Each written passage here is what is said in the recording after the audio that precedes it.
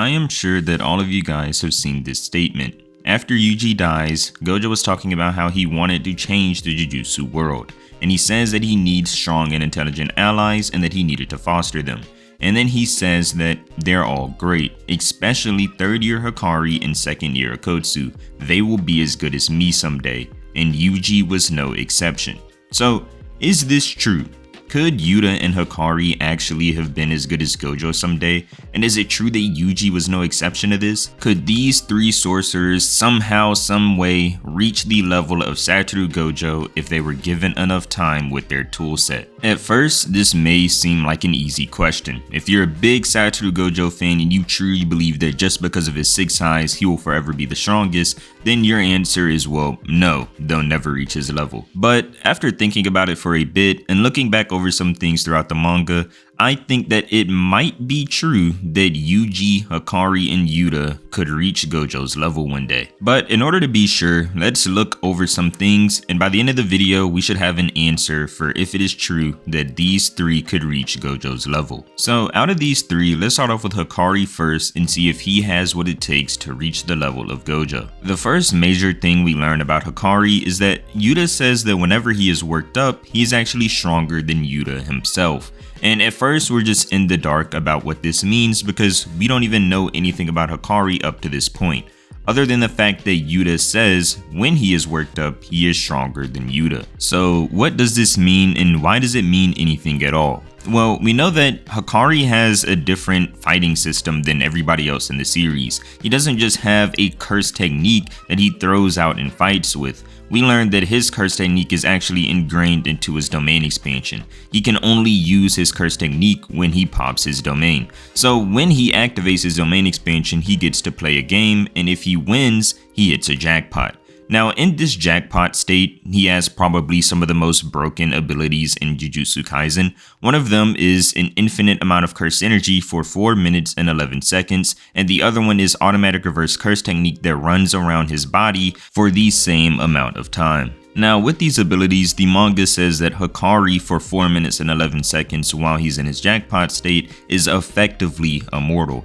But in this case, effectively immortal is not being actually immortal, and we learn why this is during his fight with Kashimo. Throughout the fight, Hakari consistently gets hit with attacks that should and would be lethal to about any other sorcerer, except they aren't lethal to Hakari because of this immortality. And what this means is that whenever Kashimo knocks Hakari's arm completely off with a lightning bolt, Hakari's arm just regenerates in a matter of seconds. This is because his jackpot state allows him to do so.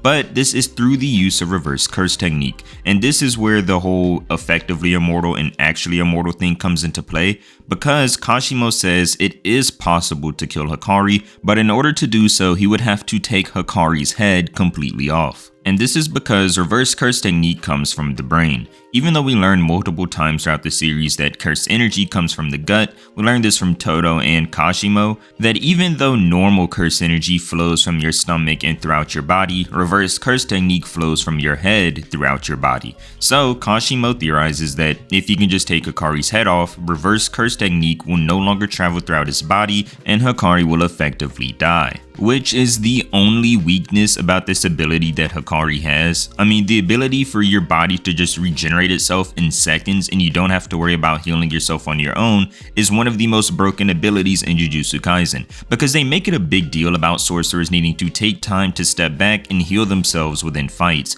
And even when these sorcerers do heal themselves within fights, it seems like it tires them out as they use a lot of curse energy in order to heal themselves. But Hakari just does this automatically. When his jackpot is active, he can just keep fighting even if he just lost an entire limb, which is what we see happens in Kashimo's fight with Hakari. After Kashimo knocks Hakari's arm off with a lightning attack, he doesn't expect for Hakari to keep moving forward. Kashimo thinks that just because Hakari lost an arm, he can finally take advantage of the situation and rush Hakari. But instead, Hakari just kicks Kashimo in the face, and to his surprise, Hakari's arm grows right back in seconds. This ability where you can just keep moving forward and fighting even while you're missing an entire limb is one of the most broken abilities in Jujutsu Kaisen. Take a look at Yuki for example. When her arm was just mangled, she didn't even lose it entirely, but her arm was mangled in her fight with Kenjaku, she had to take a moment to step back and finally heal her arm. She wasn't able to heal her arm whilst in the midst of battle with Kenjaku because it would take too much focus and time, and if she tried to heal her arm whilst also swapping hands with Kenjaku, she would probably be putting herself at a disadvantage. Another thing that Hakari has is his cursed energy has a trait where it feels rough like sandpaper, and we see that even when Hakari is in base and he's fighting against Yuji, Yuji says that there's something wrong with Hakari's punches. No matter how much or how little strength he puts behind his punches, they just hurt. It feels like Hakari is hitting Yuji with a serrated bat. And we also see this in Hakari's fight with Charles, where after just getting hit with a kick, Charles says what's with his cursed energy, it's rough and hurts like sandpaper. We also know that as long as Hakari keeps hitting the jackpot, he can just keep opening up his domain expansion over and over and over again, which is what we see in his fight with Kashimo. Every time it looks like Hakari is at a disadvantageous position, he just hits the jackpot and continues to keep fighting. But you see, these things that I've talked about, these are just abilities. These aren't all Hakari has. I think that Hakari's most important trait that he has is his combat intelligence. There are 3 things that happen in Hakari's fight with Kashimo that convince me that his combat intelligence is extremely high. And the first thing is when Kashimo launches a charged lightning attack at his head. We see how fast Hakari can eject the cursed energy out of his brain before the lightning attack smushes it. This is a super fast reaction to the situation that Hakari was just in. A lightning strike just hit his head, and he had to think of a way to save himself before the lightning got done mushing his head in. And the way he did this was by ejecting the cursed energy from the lightning strike out of his brain before it could destroy it. The time that Hakari had to come up with this strategy was not even a moment. The lightning was already hitting his head by the time he thought of a strategy in order to save himself. The ability to come up with a strategy that quickly is just first of the 3 examples that I have. This second example is so absurd that even though we can't explain how Hakari did it, we just know that he did. We see that Hakari falls into the ocean and is knocked unconscious because of the fumes coming out of the sea. And this pretty much seems like game over. He's unconscious and is drowning to the bottom of the sea. But no, while Hakari is unconscious, he removes the poison from his brain and wakes up. He somehow, while being unconscious, used reverse curse technique to remove the poison from his brain. And the thing is, this wasn't just a byproduct of his jackpot. Kashimo says he did this on his own. Somehow, while being knocked out, Hakari used reverse curse technique and targeted the poison in his brain and removed it. Now the third example comes shortly after this one. We see that while Hakari and Kashimo are both in the ocean, Kashimo decides that he would just expel all of his curse energy and create a big explosion, and he will somehow take Hakari out with this explosion as well. But we see that in this split moment, when Kashimo goes to explode himself, Hakari quickly thinks of a binding vow and sacrifices his arm in order to survive the explosion. Meaning that at some point while this explosion was happening, Hakari thought quickly enough to create a binding vow to sacrifice his arm in order to survive this blast. How in the world does he think of something that quickly while the explosion is just beginning to happen right in front of his face? So with these 3 examples of Hakari's combat intelligence combined with all of the abilities that we know he has, do I think that he has what it takes to reach Satoru Gojo's level? Well, I'll say this, because of how smart he is combined with how broken his abilities are, I think that if Hakari applied himself over the next couple of years, I definitely think that he can reach Satoru Gojo's level. Because remember, you don't need to have the 6 eyes or limitless in order to reach Gojo's level. And a quick spoiler warning for what I'm about to say, so if you don't want to hear any spoilers, then just skip ahead for about 30 seconds. But we see that right now in the series, Sukuna is fighting on par with Gojo. And we see that he's actually using Megami's 10 Shadows techniques. So we know that you don't need the 6 eyes, you don't need the limitless technique in order to fight at the highest level in Jujutsu Kaisen. And I also do want to stress that these guys are all just high schoolers. You know, Gojo is 28. I think that if given the same amount of time, if Hakari decided to apply himself, he definitely could reach the highest level within Jujutsu Kaisen because of his extremely high combat intelligence and his broken abilities. Now next up, up, let's look at Yuta. And Yuta is special because he is stated to be the second strongest modern sorcerer behind Satoru Gojo. He is even looked at as the next Gojo, and even though Kenjaku disagrees with this, I think that Kenjaku might be wrong based on why he thinks this. But let's look at what Yuta's abilities are and his mindset and determine if it is possible for him to reach the highest level. First thing we know about Yuta is that he has an enormous amount of curse energy. And before recently we thought that he had the most amount of curse energy in the show, but it turns out that Sukuna has even double the amount that Yuta has. But Sukuna having more than double the amount of curse energy than Yuta has doesn't mean that Yuta can't also reach that level, because Yuta still has an enormous amount on his own, and ultimately it comes down to how you use your curse energy in fights to determine the winner. We know that Yuta's curse technique is the ability to copy others' curse techniques. And initially you might think, well, no, so he's only as strong as his opponents? And no, he can use others' curse techniques better than they can because of the amount of curse energy that he has. Let's look at Inumaki for example. Since Yuta copied curse speech from him, you would think that, well, they both have curse speech, so both of their curse speeches would be at the same level. Well, no. Since Yuta is so much stronger than Inumaki is, his curse speech would have much more curse energy in the attacks and would be much more powerful. And right now we know that Yuta has access to Drew Shikigami, which he copied from him. He also has access to the sky bending technique that Uro has, curse speech, and the possibility to copy many more. We also know that Yuta has more curse energy than Gojo does. It's just that since Gojo has the 6 eyes, he doesn't lose curse energy while using a curse technique, so he never runs out himself. And we also know that Yuta can use reverse curse technique in order to heal himself, but also heal his friends. And we see Yuta do this in Volume 0. When Maki and Panda are hurt, he uses reverse curse technique in order to help them. And we also know that Yuta can use this positive energy as output and hurt opponents, which we see Yuta do to the cockroach that he has to fight during the Culling games. It is also very important to note that healing others with reverse curse technique is known as a very high level ability that even Gojo himself cannot do. It requires the highest level of reverse curse technique usage, and so far the only people we've seen that are able to do this are Shoko, Yuta, and Sukuna. Yuta also has a connection with Rika that applies for 5 minutes whenever he puts on his ring, and for this 5 minutes we see that he gets a number of abilities. For these 5 minutes we see that Yuta has curse technique usage, Rika's complete manifestation, and also a curse energy supply from Rika. Now, having Rika on the battlefield is a big up, not just because of the curse technique usage and curse energy supply that he gets from her, but also for her physical abilities, as well as the fact that Rika and Yuta share vision with each other. This is stated in the fan book, so we know that while Yuta and Rika are fighting multiple opponents, like he does with Ryu and Uro, he and Rika can swap vision back and forth so they can see what is going on at the battlefield at all times. Now, we know that in Volume 0, Geto thinks of Rika as a cursed spirit of endless curse energy, and this is why whenever Yuta applies the ring on his finger and he summons Rika, he becomes extremely powerful. Because Rika is very strong physically as well. We see that Rika can go back and forth with Ryu in terms of punching each other, and we also see that whenever Ryu shoots a blast at Rika, she just catches it with her hand, and Ryu himself thinks that Rika might be tougher than Yuta is. But the most important part is that even with all of these abilities and this power that Yuta holds, Ryu for some reason thinks that Yuta is too soft and that he is reaching his limit. But I think that Ryu is wrong here, and I'll explain why. Here it says, "You're reaching your limit. I've seen it. What surpasses the horizons of sorcerers, cursed spirits, and strong fighters is overwhelming aggression that disregards all else like a calamity.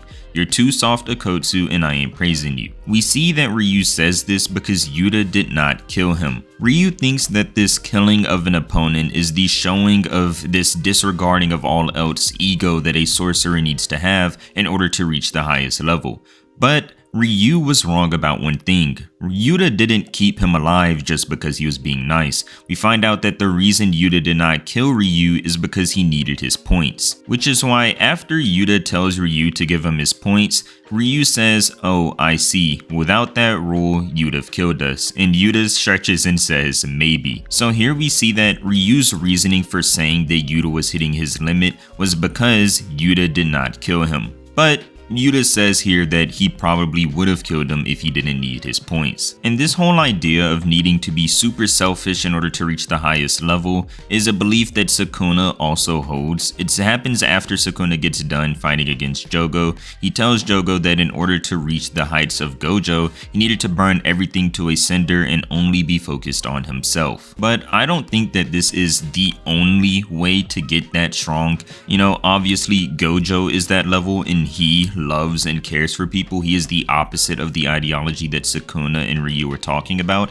And Gojo also thinks that Yuta and Hakari will be that strong through love and actually growing as sorcerers and comrades instead of just burning everything to a cinder like Sukuna says. So although I do think that Sukuna's way of reaching the highest is a way, I do not think it is the only way. I don't think you have to burn and crush everything around you to a cinder. So when it comes to whether or not Yuta can reach the level of Gojo, I do agree with the narrative that has been built up that Yuta can become the next Gojo because his abilities already allow for it, as well as the fact that he has the most amount of curse energy in the series behind Sukuna, and you know, he has more curse energy than Gojo himself. It all just comes down to how much Yuta decides to dedicate himself and train, because the abilities and curse energy level are already there. And just like I said in Hakari's section, you know, these guys are still in high school. Gojo is 28 years old. I do think that given enough time, Yuta has the abilities and the mindset to reach that level. Now last up, we have Yuji Itadori, our main character. And to be honest, even though I think that Yuta and Hakari have what it takes to reach Gojo's level, I'm not so sure about Yuji Itadori, and I will explain why. But what we are about to talk about, I do want to put a big spoiler warning on, so just so you know, big spoiler warning for what I'm about to talk about when it comes to Yuji's abilities and the ability to reach Gojo's level. You see, when it comes to Yuji, he himself does not have any curse techniques. He is just a brute. He's supposed to be a punching and kicking kind of guy, just like Todo is. And there is something strange about Yuji that's going on recently, and I'll go ahead and explain it. We see that while Yuji is training with Kusakabe, he and Kusakabe are in each other's bodies. Now, this is a hint that Yuji has some sort of body swapping curse technique, and even though nothing has been confirmed, it is safe to say that he definitely does have some new technique that has something to do with either body or soul swapping. We know that in the past, Gojo said that in due time, Yuji's body would learn Sukuna's curse techniques, but that's just thrown out of the window now. You know, Yuji no longer has Sukuna in his body, and now he has this new ability that we've never seen before. So it seems like this ability will be the focus for Yuji's growth to the next level. Because right now, Yuji himself is behind with Yuta and Hakari. Right now, Yuta, Maki, and Hakari are sort of like the leaders of the new generation, and Yuji is like an entire level below them. We see that when Yuji and Maki fight against Sukuna, he has trouble even barely keeping up with Maki when it comes to their fight against Sukuna. Combined with the fact that, you know, Yuta and Hakari have these outrageous curse techniques. They have the ability to copy things. Hakari has immortality for 4 minutes and 11 seconds, as well as automatic reverse curse technique and infinite curse energy. But Yuji just has this supposed body swap or soul swap technique. It's not like a damage or a defense technique, it's just a swapping technique. When we're in this discussion about reaching the level of Gojo, I don't know if we can say just being able to swap with another person is reaching Gojo's level. You know, when you just swap with somebody, it's not like your power goes up. Depending on the power of the person's body you're going into, you're just swapping with their power. This body swap would more so just be a cool and unique ability that would be very useful, but I wouldn't say it's an ability that would be Gojo level, if that's a way to even look at it. Because Hakari's techniques is infinite curse energy and reverse curse technique. It's like an ultimate defense, and you can use all of that curse energy on offense as well. And Yuta has the ability of all of these different curse techniques that he can copy, as well as having the most curse energy in the series behind Sukuna. So he has great offense and defense. A body swap ability is just a body swap. It's not like a damaging attack or an ultimate defense. It's just swapping bodies with the opponent. For Yuji, it would come down to how strong he gets with his physical attributes. You know, how fast can he move and how strong can his physical body become combined with this new technique that he has. Because when it comes to resolve and mindset, I would actually say that Yuji probably has the strongest mindset out of everybody in the series. He wants to get stronger and he wants to protect his friends. We see that every time something tough is going on in the series, even though he may break down for a moment, he gets right back up with a toughened mindset and continues to push forward. His resolve and his willingness to get stronger and protect people is one of the most important tools when we talk about reaching Gojo's level. But when it comes to talking about Yuji reaching that next level, we have to look at if he can reach it with physical attributes, because he doesn't have an attacking curse technique or a defensive curse technique. He would need to not only reach the level of Maki in terms of physicality, which we already know he's behind that, but he would have to not only reach this level, but even surpass this level in order to reach the level of Satoru Gojo. And not only that, but Yuji would have to learn some domain techniques. We see that at the highest level, everybody has a domain expansion. Yuki has a domain expansion, Kenjaku, Gojo, Sukuna, Hakari, and Yuta, they all have domain expansions, but Yuji doesn't have anything like this. So when it comes to Yuji being able to reach Gojo's level, I'd honestly, if I had to choose, I'd say probably not, but depending on his growth and the path that Gege decides to take, it is possible that Yuji, with the resolve he has and this mysterious new curse technique, can maybe reach the level of Satoru Gojo. With that being said, I want to thank you so much for reaching the end of today's video, and if you enjoyed, then I'd really appreciate it if you could leave a like and subscribe to the channel, as I do post on different topics that you guys give me and a few that I come up with on my own. Thank you so much for watching. See you guys next time.